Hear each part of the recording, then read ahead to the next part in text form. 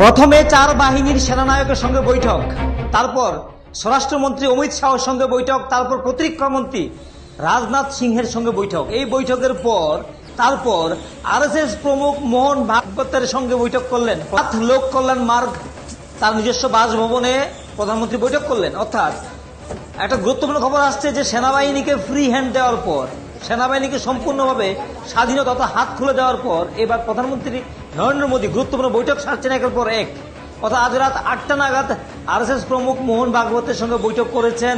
এর আগে স্বরাষ্ট্রমন্ত্রী অমিত শাহ, তারপর রাজনাথ সিং রাত 8টা নাগাদ আরএসএস প্রমুখ মোহন ভাগবতের সঙ্গে 7 লোক কল্যাণ মার্গ নিজ বাসভবনে প্রধানমন্ত্রী বৈঠক সারলেন আরএসএস প্রমুখের সঙ্গে। অর্থাৎ দিনভর চার বাহিনীর সেনা প্রধানের সঙ্গে বৈঠক করেছেন এবং ফ্রি হ্যান্ড দিয়ে দেওয়ার খবর উঠে আসছে। অর্থাৎ চার বাহিনী সেনাই সিদ্ধান্ত নেবে কখন, কোথায়, কিভাবে সেই অপারেশন শুরু হবে, সেই বিষয়টি নিয়ে কিন্তু আলোচনা হয়েছে। অর্থাৎ খুব বেশি সময় হাতে রয়েছে বলে মনে হচ্ছে না, সম্পূর্ণ প্রস্তুতি তৈরি হয়ে গেছে। কোথায় কিভাবে করবে, অর্থাৎ আগে যেভাবে অ্যাটাকটা হয়েছিল, যেভাবে স্ট্রাইক করা হয়েছিল বালাকোটে, সেই ধাঁচে না হয়ে অন্য পথে হতে পারে। অর্থাৎ কখন কিভাবে হবে সেটা বলা বড় মুশকিল। চার বাহিনী সিদ্ধান্ত নেবে তারা কিভাবে সেই অপারেশন সাকসেস করবে, অপারেশনে ঝাঁপাবে।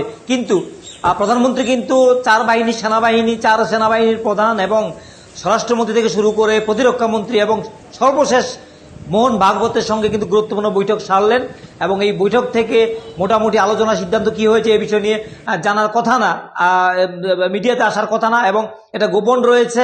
অর্থাৎ খুব বেশি সময় নেই, আক্রমণ হতে পারে যে কোনো সময়, যে কোনো মুহূর্তে সে আক্রমণ হতে পারে। আমরা যখন কথা বলছি তখনও কিন্তু সেই আক্রমণ হয়তো হয়ে যেতে পারে। অর্থাৎ একটা গুরুত্বপূর্ণ সম্ভাবনা রয়েছে, যে কোনো মুহূর্তে কিন্তু পাকিস্তানের দিকে কিন্তু সেই অপারেশন শুরু হতে পারে।